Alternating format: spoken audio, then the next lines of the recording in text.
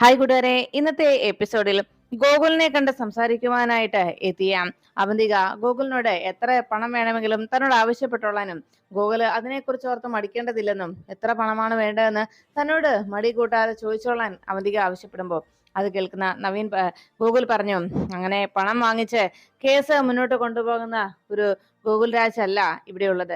അങ്ങനെ ഒരു ആളാകണമെങ്കിൽ ഈ ഗോകുൽ രാജ് ഒരിക്കൽ കൂടി മരിച്ചു ജനിക്കണം എന്ന് പറഞ്ഞു. ഇതെല്ലാം കേട്ടതോടെ അവന്തിക അങ്ങനെ ഞെട്ടി നിൽക്കുമ്പോഴേക്കും ഗോകുല് പറഞ്ഞു, അതെ, കേസിന്റെ കാര്യമൊക്കെ അവിടെ നിൽക്കട്ടെ, അത് ഞാൻ അവസാനം പറയാം. അതിനു മുൻപ് എനിക്കറിയേണ്ടത് മറ്റൊരു കാര്യമാണ്. നെല്ലിശ്ശേരിയിലെ സേതുമാധവന്റെ മൂത്ത മകൻ നന്ദന്റെ ഭാര്യ, അതായത് മൂത്ത മകൻ നന്ദന്റെ ഭാര്യ, അതായത് അവിടുത്തെ മൂത്ത മരുമകൾ, അതല്ലേ അവന്തിക എന്ന് ചോദിച്ചു. അത് കേട്ടതും അവന്തിക അതെ എന്ന് തലകുലുക്കി. അതേലോ, ഇത് ഞാൻ മുൻപ് പറഞ്ഞിട്ടുള്ള കാര്യമാണല്ലോ എന്ന് ചോദിച്ചപ്പോ അവിടുത്തെ എല്ലാ കാര്യങ്ങളും കുറച്ച് നാളുകൾക്ക് മുമ്പ് വരെ നോക്കി നടത്തിയിരുന്ന നിങ്ങളാണല്ലേ എന്ന് ചോദിച്ചപ്പം അതേ അതേ ഗോകുൽ, ഞാനത് നേരത്തെ സമ്മതിച്ചു തന്ന കാര്യങ്ങളാണല്ലോ. അച്ഛൻ എന്നെ വലിയ കാര്യമായിരുന്നു, എല്ലാ കാര്യങ്ങളും അച്ഛൻ എന്നെയാണ് ഏൽപ്പിച്ചിരുന്നത്. അതുകൊണ്ട് തന്നെ അവിടുത്തെ ബിസിനസ്സും മറ്റു കാര്യങ്ങളും ഒക്കെ ഞാൻ കൃത്യമായി നടത്തിയിരുന്നത് കൊണ്ട് അച്ഛന് എന്നോടുള്ള സ്നേഹക്കൂടുതൽ കാരണമാണ് സ്വത്തുക്കളും മറ്റും ബിസിനസ്സുകളും ഒക്കെ എന്നെ ഏൽപ്പിച്ചത്. എന്നാൽ അത് അവിടെയുള്ളവർക്കാർക്കും അതിനെ ഉൾക്കൊള്ളാൻ കഴിഞ്ഞിരുന്നില്ല.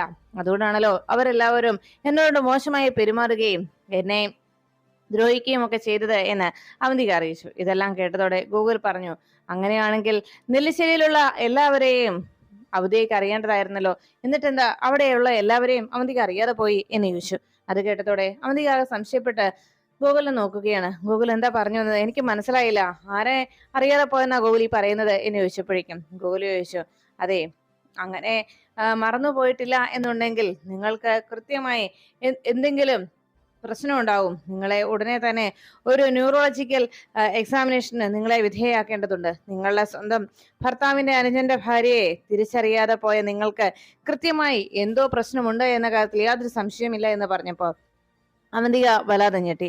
ഇവിടെ വെച്ച് അർച്ചനയെ കണ്ടിട്ടും നിങ്ങൾ തിരിച്ചറിഞ്ഞിട്ടില്ല എന്നും ആദ്യമായി കാണുന്ന രീതിയിൽ നിങ്ങൾ പെരുമാറുകയും ആ രീതിയിൽ സംസാരിക്കുകയും ഒക്കെ ചെയ്തത് എന്തുകൊണ്ടാണെന്നും അന്ന് ഞങ്ങളെ എല്ലാവരെയും നിങ്ങൾ വിഡ്ഢികളാക്കുകയായിരുന്നില്ലേ എന്നും അതിന്റെ പിന്നില് നിങ്ങളുടെ ഹിഡൻ അജണ്ട എന്തായിരുന്നു എന്ന് എനിക്ക് അറിയണമെന്ന് ഗോകുല് ചോദിക്കുന്നത് കേട്ടപ്പോ അത് കേട്ടാകെ സ്തംഭിച്ചു നിൽക്കുകയാണ് അവന്തിക. അയ്യോ, ഇയാൾക്ക് എങ്ങനെയാണ് അർച്ചനയെ മനസ്സിലായത്, അത് ഇയാൾ എങ്ങനെ തിരിച്ചറിഞ്ഞു എന്ന ടെൻഷൻ ഗോകുലിനെ കുറിച്ച് അവന്തികയുടെ മനസ്സിലുണ്ടായി. പെട്ടെന്ന് ഗോകുലിന്റെ ചോദ്യം കേട്ട് അത് പിന്നെ ഗൂഗിൾ എന്ന് പറഞ്ഞ് മറുപടി പറയാൻ കഴിയാതെ അവന്തിക നിൽക്കുമ്പോഴേക്കും ഉടനെ ഗോകുൽ ചോദിച്ചു, എന്താ നിങ്ങൾ പുതിയ കഥകൾ മെനയുകയാണോ, അതോ പുതിയ കള്ളങ്ങൾ എന്തൊക്കെ പറയണമെന്ന് ആലോചിക്കുകയാണോ എന്ന് ചോദിച്ചപ്പോഴേക്കും അവന്തിക പെട്ടെന്ന് ചിന്തിച്ചു, എന്തെങ്കിലും ഒരു നുണക്കഥ പറഞ്ഞ് ഇതിൽ നിന്ന് രക്ഷപ്പെട്ടില്ലെങ്കിൽ കാര്യങ്ങൾ കൂടുതൽ വഷളാകും. അതുകൊണ്ട് അവന്തിക വേഗം ഗൂഗിളിനോട് പറഞ്ഞു, ഒരിക്കലും ഇല്ല ഗൂഗിൾ, അങ്ങനെയൊന്നും അല്ല. ഞാൻ ആദ്യം ഗൂഗിളിന്റെ വൈഫ് സമൃദ്ധിയായിട്ട് അർച്ചന ഇവിടെ കണ്ടപ്പോൾ ഞാൻ ആകെ ഒന്ന് പതറിപ്പോയി എന്നത് സത്യം തന്നെയാണ്. വല്ലാതെ ഞാൻ ഞെട്ടിപ്പോയിരുന്നു. പക്ഷേ സത്യങ്ങൾ നിങ്ങളോട് തുറന്നു പറയാൻ തയ്യാറായതുമായിരുന്നു. എന്നാൽ നിങ്ങൾക്കിടയിലുള്ള സ്നേഹബന്ധം, അർച്ചനയോടുള്ള ഗോകുലിന്റെ സ്നേഹവും അർച്ചന ഈ കുടുംബത്തെ സ്നേഹിക്കുന്നതും എത്ര ആഴത്തിലാണെന്നും ഞാൻ തിരിച്ചറിഞ്ഞു. അതുകൊണ്ട് നിങ്ങൾക്കിടയിലുള്ള ആ സ്നേഹബന്ധം അത് തിരിച്ചറിഞ്ഞതുകൊണ്ട് മാത്രമാണ് ഞാൻ ആ സത്യം മനഃപൂർവ്വം മറച്ചുവെച്ചത്, ആരോടും പറയാതെ പോയതും. മാത്രമല്ല, മറ്റേതിനേക്കാളേറെ ഞാൻ ശ്രദ്ധിച്ചത് ഗോകുലിനോടും ഗൗരിമോളോടുമുള്ള അർച്ചനയുടെ ആത്മാർത്ഥതയും സ്നേഹവുമാണ്. നിങ്ങൾ രണ്ടുപേരും മാത്രമാണ് ഇപ്പോൾ അർച്ചനയുടെ ലോകം. അതുകൊണ്ട് തന്നെ ഇവിടെ നിന്ന് മറ്റെവിടേക്കെങ്കിലും ഒരുപക്ഷെ ശശിയുടെ ജീവിതത്തിലേക്ക് തന്നെയാണെങ്കിൽ പോലും അർച്ചനയെ മാറ്റി നിർത്തിയാൽ, അങ്ങനെ ഒരു പരസ്യ നടൽ നടത്തിയാൽ ഒരു കാരണവശാലും അർച്ചന ആ ജീവിതം സുരക്ഷിതമായോ സന്തോഷപൂർവ്വം മുന്നോട്ട് നയിക്കില്ല. കാരണം വെള്ളത്തിൽ നിന്ന് കരയിലേക്ക് എടുത്തിട്ട മീനിന്റെ അവസ്ഥയായി പോകും അർച്ചനയ്ക്ക്. ഒരിക്കലും ഗോകുലിനെയും കുടുംബത്തെയും വിട്ടുപിരിഞ്ഞ് അർച്ചനയ്ക്ക് ജീവിക്കാനാവുകയില്ല എന്നുള്ള സത്യം തിരിച്ചറിഞ്ഞത് കൊണ്ട് മാത്രമാണ് ഞാൻ അത് മറച്ചു വെച്ചതെന്ന് അവന്തിക അറിയിച്ചു. അത് വലിയൊരു തെറ്റാണെങ്കിൽ ഗോകുൽ എന്നോട് ക്ഷമിക്കണം എന്ന് കൂടി പറയുമ്പോൾ ക്ഷമിക്കണോ വേണ്ടയോ എന്ന് അത് ഞാൻ പിന്നീട് തീരുമാനിക്കാമെന്നും തൽക്കാലം നിങ്ങൾ എന്തുകൊണ്ട് ഇങ്ങനെ ചെയ്തു എന്നതിന്റെ വ്യക്തമായിട്ട് എനിക്കൊരു മറുപടി വേണമെന്ന് പറഞ്ഞ് ഗൂഗിൾ വല്ലാതെ ദേഷ്യപ്പെട്ട് നിൽക്കുമ്പോൾ ഇത് കണ്ടു നിൽക്കുന്ന അവന്തിക പറഞ്ഞു, ഞാൻ മനഃപൂർവ്വം ഇത് മറച്ചു വെച്ചത് തന്നെയാണ്. പക്ഷെ അതിന്റെ പിന്നിൽ എനിക്ക് വ്യക്തിപരമായിട്ട് യാതൊരു താല്പര്യവും ഉണ്ടായിരുന്നില്ല ഗൂഗിൾ, അത് സത്യം തന്നെയാണ് എന്ന് അർച്ചനയെയും ഗൂഗിളിനെയും തന്റെ സുഹൃത്തുക്കളായി തന്നെ അംഗീകരിച്ചത് കൊണ്ടും നിങ്ങൾക്കിടയിലുള്ള ആ സ്നേഹം നഷ്ടപ്പെടേണ്ട എന്നും ഇനി ഗോകുലിന്റെ ഭാര്യയായി തന്നെ അർച്ചന ജീവിക്കട്ടെ എന്നതുകൊണ്ട് മാത്രമാണ് താൻ അങ്ങനെ പെരുമാറിയതെന്നും അവന്തിക അറിയിച്ചു. മാത്രമല്ല, ഇനി അങ്ങനെ ഒരു പെട്ടെന്നുള്ള തുറന്നു പറച്ചിലോ അല്ലെ അങ്ങനെയുള്ള ഒരു നീക്കോ അത് അർച്ചനയുടെ ജീവിതത്തെ ബാധിക്കുന്നതിനേക്കാൾ ഉപരിയായിട്ട് ഒരു നഷ്ടപ്പെടൽ ഉണ്ടാക്കാൻ പോകുന്നത് ഗൗരി മോൾക്ക് കൂടിയായിരിക്കും. അതുകൊണ്ട് തന്നെ കുട്ടികൾക്ക് സ്നേഹം നഷ്ടപ്പെട്ടാൽ അത് അവർക്ക് ഒരിക്കലും സഹിക്കാൻ കഴിയുന്ന കാര്യമല്ല. അതുകൊണ്ട് തന്നെ കുട്ടികളുടെ മനസ്സ് അറിയാവുന്നതുകൊണ്ടും എന്റെ മോളുടെ പ്രായം തന്നെ എന്റെ മോൾ ചിപ്പി മോളുടെ അതേ പ്രായം തന്നെയല്ലേ ഇവിടെയുള്ള ഗൗരി മോൾക്കും. അതുകൊണ്ട് ആ മോൾക്കുണ്ടാകുന്ന ഒരു വേദന അത് എന്നെ സംബന്ധിച്ച് വലിയൊരു ആഘാതം തന്നെയാണ്. അതുകൊണ്ടാണ് ഞാൻ ഗൗരിമോളുടെ ആ മനസ്സിനെയും ഗൗരിമോളുടെ അപ്പോഴത്തെ കണ്ടീഷനും തിരിച്ചറിഞ്ഞ് ഈ ഒരു അവസ്ഥയിൽ ഗൗരിമോളോടൊപ്പം അർച്ചന ഉണ്ടാവണമെന്ന് ആഗ്രഹിച്ചതും അർച്ചനയെയും നിങ്ങളെയും പിരിക്കാൻ ഞാൻ ആഗ്രഹിക്കാതിരുന്നതും അത് വലിയ തെറ്റായെങ്കിൽ എന്നോട് ക്ഷമിക്കണമെന്ന് കൂടി ഗോകുലിനോട് ക്ഷമ ചോദിച്ചുകൊണ്ട് അവന്തിക നിൽക്കുമ്പോൾ കൂടുതലൊന്നും പറയാൻ നിൽക്കാതെ ഗോകുൽ അങ്ങനെ നിൽക്കുന്ന സമയത്ത് അവന്തിക പറഞ്ഞു, എന്നാ ശരി, ഇതിന്റെ പേരിൽ എനിക്ക് യാതൊരു കൺസെഷനും വേണ്ട. കേസിന്റേതായ രീതിയിൽ തന്നെ മുന്നോട്ട് പോയിക്കോട്ടെ. നിയമത്തിന്റെ വഴിക്ക് തന്നെ നീളട്ടെ. അതാണ് എന്തുകൊണ്ടും നല്ലത്. എന്നാൽ ശരി ഗോകുൽ, ഇക്കാര്യം ഞാനായിട്ട് ആരോടും പറയാൻ പോകുന്നില്ല, ഇനിയിട്ട് പറയുകയുമില്ല എന്ന് പറഞ്ഞ് അവന്തിക അവിടെ നിന്ന് ഇറങ്ങുന്നതോടെ ഗോകുൽ ആകെ കരുതുള്ളി അങ്ങനെ നിൽക്കുന്നു. അപ്പോഴാണ് സച്ചിയുടെ അടുത്തേക്ക് ഹാരതി എത്തിയത്. സച്ചിയും ഹാരതിയും തമ്മിൽ സന്ദീപിന്റെ ഇപ്പോഴത്തെ കണ്ടീഷനെ കുറിച്ച് ചർച്ച ചെയ്യുകയായിരുന്നു. സന്ദീപ് അവന്തികയ്ക്ക് വേണ്ടി കോടതിയിൽ മൊഴി മാറ്റി പറയുമെന്നുള്ള കണ്ടീഷൻ നിൽക്കുമ്പോൾ അത് നമ്മുടെ ഈ കേസിന് വലിയൊരു ആഘാതം ഉണ്ടാക്കുമെന്നും നമ്മുടെ ഈ കേസിനെ അത് വല്ലാതെ ബാധിക്കുമെന്നും ആരതി അറിയിച്ചു. അതുകൊണ്ട് ഏത് വിധേനയും സന്ദീപിനെ നമ്മുടെ പക്ഷത്തെത്തിക്കാനും സന്ദീപ് നമുക്ക് അനുകൂലമായിട്ട് മൊഴി നൽകുന്നതിന് വേണ്ടിയുള്ള കാര്യങ്ങൾ ചെയ്യണമെന്നും സച്ചിയോട് ആരതി ആവശ്യപ്പെട്ടു. ഒരിക്കൽ കൂടി നമുക്ക് സന്ദീപിനോടൊന്ന് സംസാരിച്ചു നോക്കിയാലോ എന്ന് ആരതി പറയുമ്പോൾ സച്ചി പറയുന്നത് ഒരു കാരണവശാലും അവനോട് സംസാരിക്കാൻ പോകണ്ട എന്ന് തന്നെയായിരുന്നു. കാരണം അവന്തികയുടെ പണവും സ്വാധീനവും ഒക്കെ കണ്ട് അവന്റെ കണ്ണു മഞ്ഞളിച്ചിരിക്കുകയാണ്. സ്വന്തം കൂടപ്പിറപ്പുകളെയും കുടുംബത്തെയും തള്ളി പറഞ്ഞുകൊണ്ടാണ് അവനിപ്പോ ആ അവന്തികയുടെ കൂടെ കൂടിയിരിക്കുന്നത്. അങ്ങനെയുള്ള അവനെ ഇനി ഒരു കാര്യങ്ങൾ പറഞ്ഞ് മനസ്സിലാക്കാനോ ഒരു രീതിയിലും അവന്റെ മനസ്സിനെ തിരുത്താനോ നമുക്ക് കഴിയുകയില്ല. അതുകൊണ്ട് ഇനി ചെയ്യാൻ പറ്റുന്ന ഒറ്റയൊരു കാര്യം മാത്രമാണ്. മറ്റെന്തിനേക്കാളും വലുത് എനിക്ക് എന്റെ കുടുംബമാണ്. അതുകൊണ്ട് തന്നെ എന്റെ കുടുംബത്തിന്റെ സന്തോഷവും ഭദ്രതയ്ക്കും വേണ്ടി ഇനി ആ കാര്യം ചെയ്യാനും ഞാൻ തയ്യാറാണ്. ഇത്രയും വർഷക്കാലം അവന്തിക മൂലം ഇത്രയേറെ കഷ്ടപ്പാടുകളും ദുരിതങ്ങളും സഹിക്കേണ്ടിയും അനുഭവിക്കേണ്ടിയും വന്നിട്ടുണ്ട്. എന്നാൽ അന്നൊന്നും ഇല്ലാതിരുന്നൊരു വേദനയാണ് സ്വന്തം കൂടപ്പിറപ്പ് തന്നെ തനിക്കെതിരായി നിൽക്കുന്നു എന്നുള്ള ഈ ഒരു അവസ്ഥ. അതുകൊണ്ട് ഇനി മറ്റൊന്നും ഞാൻ ചിന്തിക്കില്ല. ഈ കേസ് വിജയിക്കുന്നതിന് അല്ലെങ്കിൽ ഈ കേസ് തോൽക്കേണ്ട അവസ്ഥയിലേക്ക് കാര്യങ്ങൾ നീങ്ങിയാൽ ഈ കേസിൽ നമുക്ക് വിജയിക്കാൻ കഴിയാതെ പോകുന്നത് അവൻ മൂലമാണെങ്കിൽ നമുക്കെതിരായിട്ട് അങ്ങനെ ഒരു മൊഴി സന്ദീപ് കോടതിയിൽ പറയാനായിട്ട് അവൻ അവിടെ വരില്ല. അതാണ് എന്റെ തീരുമാനം. അവൻ ഒരു കാരണവശാലും ആ കോടതി വളപ്പിൽ എത്തുകയില്ല. അത് ഞാൻ ഉറപ്പിച്ചു കഴിഞ്ഞു എന്ന് സച്ചി അറിയിക്കുമ്പോൾ അത് കേട്ട് ആരതി പറഞ്ഞു, സച്ചി അങ്ങനെയൊന്നും പറയരുത്, അങ്ങനെയൊന്നും ചിന്തിക്കുകയേ ചെയ്യരുത്. ഇതിന് സന്ദീപിനെ ഇല്ലാതാക്കുന്നത് കൊണ്ട് മാത്രം ഇതിനൊരു പരിഹാരമാകുമെന്ന് സച്ചിക്ക് തോന്നുന്നുണ്ടോ എന്ന് ചോദിച്ചതും അവനെ വെട്ടിമാറ്റിയിട്ടാണ് എന്റെ കുടുംബത്തെ സംരക്ഷിക്കേണ്ടതെങ്കിൽ ഞാൻ അതിനും തയ്യാറാണ്. ഇവിടെ വക്കീലിന് എന്റെ മനസ്സിന്റെ വേദന അറിയത്തില്ല. ഇവിടെ എനിക്ക് ശത്രുവായി നിൽക്കുന്നത് സ്വന്തം ചോര തന്നെയാണ്, സ്വന്തം കൂടപ്പിറപ്പാണ്. അതാണ് എന്നെ സഹിക്കാവുന്നതിലും അപ്പുറമായി മാറിയിരിക്കുന്നതെന്ന് സച്ചി അറിയിച്ചു. എല്ലാം കേട്ട് കഴിഞ്ഞതും ആരതി പറഞ്ഞു, നമുക്കൊന്ന് സംസാരിച്ച് നോക്കാം സച്ചി. എടുത്തു ചാടി സച്ചി ഇങ്ങനെയൊന്നും ചെയ്യരുത്. അങ്ങനെ ചെയ്താൽ തന്നെ അതിന്റെ ഭവിഷ്യത്ത് നമ്മൾ ചിന്തിക്കുന്നതിലും അപ്പുറമായിരിക്കും. കോടതിയിൽ കയറി സന്ദീപ് പറയാൻ പോകുന്ന മൊഴി അത് ഏത് രീതിയിലായാലും കുഴപ്പമില്ല. അവിടെ സന്ദീപിനെ കൈകാര്യം ചെയ്യേണ്ടത് ഞാനല്ലേ, അത് ഞാൻ ഏറ്റു. സന്ദീപിനെ കൈകാര്യം ചെയ്യുന്ന കാര്യം ഞാൻ ഏറ്റു. പക്ഷേ അതിന് മുന്നോടിയായിട്ട് സച്ചിയുടെ ഭാഗത്ത് നിന്ന് അത്തരത്തിലൊരു നീക്കം ഒരു കാരണവശാലും ഉണ്ടാകാൻ പാടില്ല. മാത്രമല്ല ഇപ്പോൾ നമ്മുടെ ലക്ഷ്യം അർച്ചനയും കുഞ്ഞിനെയും കൂടി നമുക്കരികിലേക്ക് എത്തിക്കുക എന്നത് കൂടിയാണ്. ഈ ഒരു സാഹചര്യത്തിൽ സച്ചി അങ്ങനെയൊക്കെ ഒരു തീരുമാനവുമായി മുന്നോട്ട് നീങ്ങിയാൽ അത് കൂടുതൽ പ്രശ്നങ്ങളാണ് നമുക്കിടയിൽ ഉണ്ടാക്കുക. മാത്രമല്ല സച്ചി ഒരു കാര്യം മനസ്സിലാക്കണം, സന്ദീപിനെ ഇപ്പോൾ തള്ളി പറയുന്നുണ്ടെങ്കിൽ പോലും സന്ദീപിനെ കൊന്നുകളയുകയെന്നോ സന്ദീപിനെ ഇല്ലാതാക്കുക എന്നൊരു തീരുമാനമാണ് സച്ചി എടുത്തിരിക്കുന്നതെന്ന് അറിഞ്ഞാൽ അതിനെ ഒരിക്കലും അനുകൂലിക്കാൻ അമ്മയോ ആതിരയോ സ്നേഹയോ അനുവദിക്കില്ല. അവർക്ക് ഇപ്പോൾ അവരോട് സന്ദീപിനോട് വൈരാഗ്യമോ ദേഷ്യമോ ഉണ്ടെങ്കിൽ പോലും അവന്റെ ജീവൻ എടുക്കാനോ അവനെ ഇല്ലാതാക്കാനോ സച്ചിക്ക് അനുകൂലമായിട്ട് അവരൊരിക്കലും നിൽക്കില്ല. അത് സച്ചി മറന്നു പോകരുതെന്നും സ്വന്തം കുടുംബത്തിന്റെ എതിർപ്പും ദേഷ്യവും സച്ചിക്ക് നേരെ തിരിയുമെന്നും അതുകൊണ്ട് സച്ചി അങ്ങനെയൊന്നും ചിന്തിക്കുക പോലും ചെയ്യരുതെന്ന് ആരതി ഉപദേശിക്കുമ്പോൾ അത് കേട്ട് നിൽക്കുന്ന സച്ചി പറഞ്ഞു, ഇല്ല വക്കീലിന് ഞാൻ പറയുന്നൊന്നും മനസ്സിലാകാത്തത് കൊണ്ടാണ്. എന്തായാലും എന്റെ കുടുംബത്തിന്റെ ഭദ്രതയ്ക്കും എന്റെ കുടുംബത്തിന്റെ സുരക്ഷിതത്വത്തിനും അവൻ ഇല്ലാതായാലേ മതിയാവൂ എന്നുണ്ടെങ്കിൽ ഞാൻ അത് തന്നെ ചെയ്യും. വക്കീലിനറിയാവല്ലോ കുരുക്ഷേത്ര യുദ്ധത്തിൽ സാക്ഷാൽ ശ്രീകൃഷ്ണൻ എന്താണ് അർജുനോട് പറഞ്ഞതെന്ന്. തൊട്ടുമുന്നിൽ വന്ന് നിൽക്കുന്നത് സ്വന്തം രക്തത്തിൽ പിറന്നവരാണെങ്കിൽ പോലും സ്വന്തം ചോരയാണെങ്കിൽ പോലും അവരെ വെട്ടി വീഴ്ത്തിയാൽ മാത്രമേ നിനക്ക് മുന്നോട്ട് നീങ്ങാനാകൂ എന്നുണ്ടെങ്കിൽ അത് ചെയ്തേ തീരൂ എന്ന്. അതായത് ധർമ്മം ജയിക്കാനായിട്ടും സത്യം ജയിക്കാനായിട്ടും നമുക്ക് പലപ്പോഴും പലതും കണ്ടില്ല കേട്ടില്ല എന്ന് നടിക്കേണ്ടി വരും. പലപ്പോഴും സ്വന്തം ചോരയെ തന്നെ വെട്ടി വീഴ്ത്തേണ്ടി വരും മുന്നോട്ട് നീങ്ങാൻ. അതിന് അങ്ങനെ ചെയ്യുന്നത് തെറ്റില്ല എന്ന് തന്നെയാണ് അന്ന് ഭഗവാൻ പറഞ്ഞിരിക്കുന്നത്. അതുകൊണ്ട് തന്നെ ഇക്കാര്യത്തിൽ വക്കീൽ എന്നെ പിന്തിരിപ്പിക്കാൻ ശ്രമിക്കണ്ട. അങ്ങനെ ഒരു നീക്കവുമായിട്ടാണ് അവൻ മുന്നോട്ട് നീങ്ങുന്നതെങ്കിൽ തീർച്ചയായിട്ടും ഞാൻ പറഞ്ഞതുപോലെ നടന്നിരിക്കുമെന്ന് പറയുമ്പോൾ സച്ചിയോട് ആരതി പറഞ്ഞു, ഇത് ശരിയായ നീക്കമല്ല സച്ചി. സച്ചിയുടെ ഈ മുൻകോപവും എടുത്തുചാട്ടവും കൂടുതൽ പ്രശ്നങ്ങൾ ഉണ്ടാക്കും എന്ന് പറഞ്ഞപ്പോ സച്ചി ദേഷ്യത്തോടെ തന്നെ തന്റെ തീരുമാനം വക്കീലിനെ അറിയിച്ചിട്ട് അവിടെ നിന്ന് പോകുന്നു. ഈ സമയം തിരിച്ച് വീട്ടിലെത്തിയ അവന്തിക മൂർത്തിയോട് ഗോകുലിന്റെ ഭാഗത്തുനിന്നുണ്ടായ സമീപനത്തെക്കുറിച്ചും ഗോകുലിന്റെ ചോദ്യങ്ങളെക്കുറിച്ചും ഒക്കെ അറിയിച്ചു. മാത്രമല്ല ഗോകുലിനോട് താനിപ്പോ കാണിച്ച ഈ സമീപനമാണ് എന്തുകൊണ്ടും ഉചിതമായിട്ടുള്ളത്.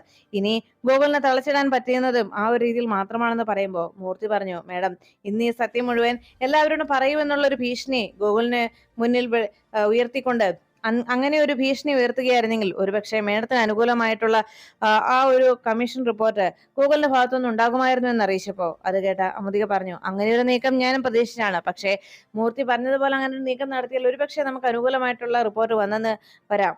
എന്നാൽ ഇവിടെ അത്തരത്തിലൊരു നീക്കം നടത്തിയാൽ പോലും അതിന് വഴങ്ങുന്ന രീതിയിലുള്ള ഒരു സ്വഭാവക്കാരനല്ല ഗൂഗിൾ. എന്തൊക്കെ സംഭവിച്ചെന്ന് പറഞ്ഞാലും നീതിക്ക് അനീതിയെ ഉൾക്കൊണ്ടുകൊണ്ട് നീതിക്ക് എതിരായിട്ട് ഒരിക്കലും പ്രവർത്തിക്കുന്ന ഒരാളല്ല. കോടതിയിലാണെങ്കിൽ പോലും കേസ് ഇഴകീറി പരിശോധിച്ചതിന് ശേഷം മാത്രം വിധി കൽപ്പിക്കുകയും അതിനുവേണ്ടി തീർപ്പ് നടത്തുകയും ചെയ്യുന്ന ഒരു ലോയറാണ് ഗോകുൽ. അതുകൊണ്ട് തന്നെ സത്യത്തിനും നീതിക്കും ഒത്തു മാത്രം നിൽക്കുന്ന ഒരു വക്കീൽ.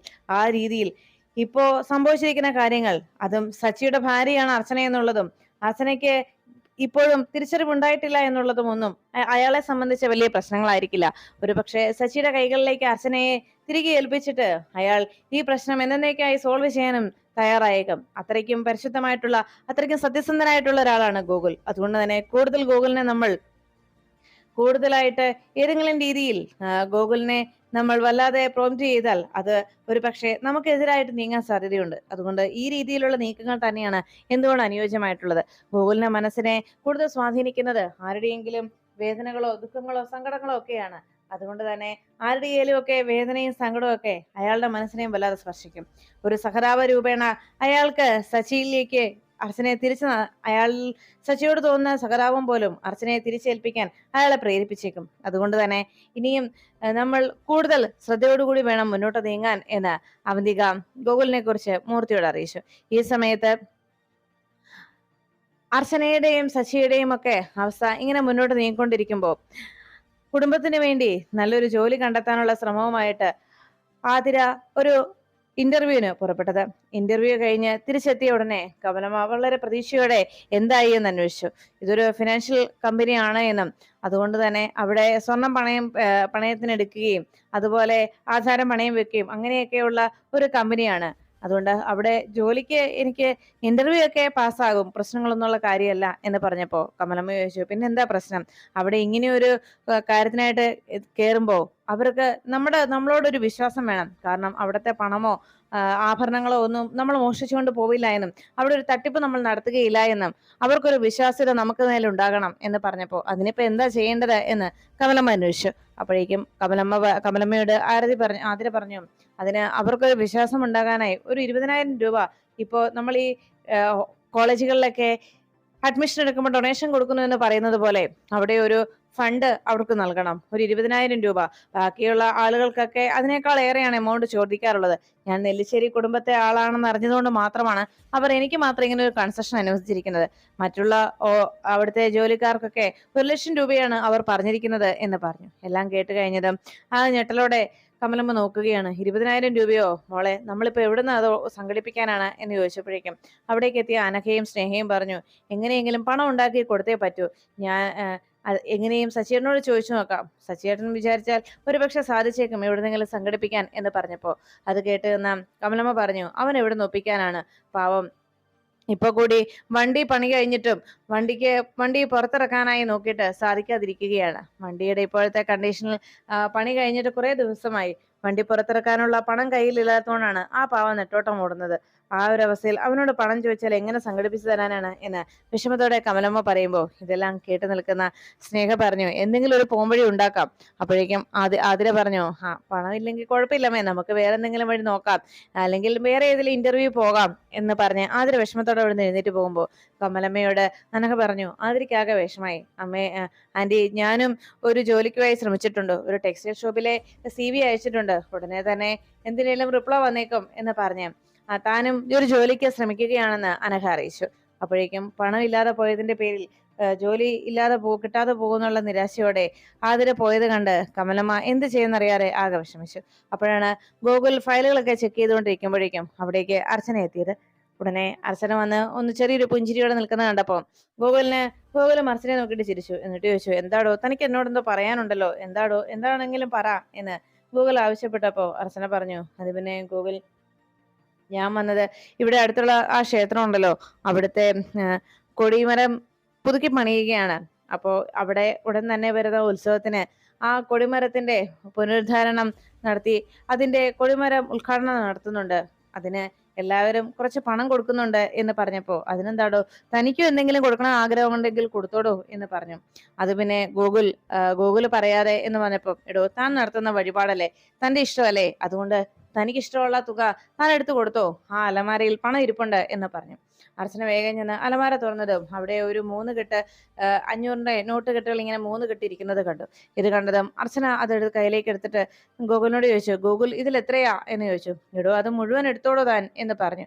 അപ്പോഴേക്കും ഗൂഗിളിനോട് അർച്ചന പറഞ്ഞു, അത് ശരിയാവില്ല ഗൂഗിൾ പറ എന്ന് പറഞ്ഞങ്ങനെ നിന്നപ്പോ, എന്നാ ശരി, തന്റെ സമാധാനത്തിന് ഞാൻ തന്നെ എടുത്തു തരാം എന്ന് പറഞ്ഞു ഗൂഗിൾ അരികിലേക്ക് എന്നിട്ട് പറഞ്ഞു, എടോ, ഇത് മുഴുവൻ താൻ വെച്ചോ എന്ന് പറഞ്ഞപ്പോ, ഇത് മുഴുവനും താൻ കൊടുത്തോ, തന്റെ താല്പര്യത്തിന് അവിടെ കൊടുക്കുന്നതല്ലേ, അപ്പോ അതെന്തായാലും കുറഞ്ഞു പോകണ്ട എന്നറിയിച്ചു. അപ്പോഴേക്കും അർച്ചന പറഞ്ഞു, ഇത്രയും വേണ്ട ഗൂഗിൾ, ഇത് മതി എന്ന് പറഞ്ഞ് ഒരു കെട്ട് നോട്ട് തിരിച്ചു വെച്ചിട്ട് ആ 2 കെട്ട് നോട്ട് കയ്യിലേക്ക് പിടിച്ചു.